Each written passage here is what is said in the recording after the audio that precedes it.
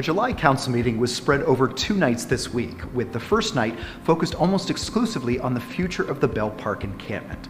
The council had a long discussion and debate about how long the campers should be able to remain at Belle Park.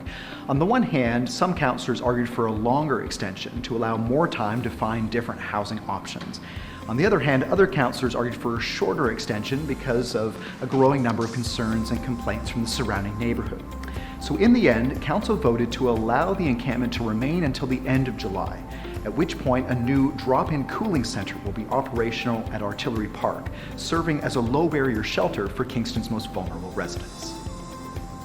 Last night, council also approved a number of steps to help address the controversy around the legacy of Sir John A. Macdonald.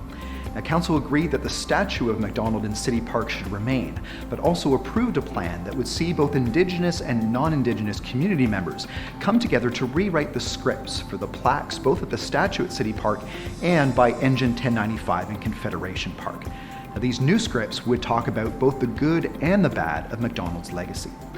In the spirit of adding to history, council also approved a plan that would see the new Third Crossing Bridge given a name that would reflect local Indigenous history.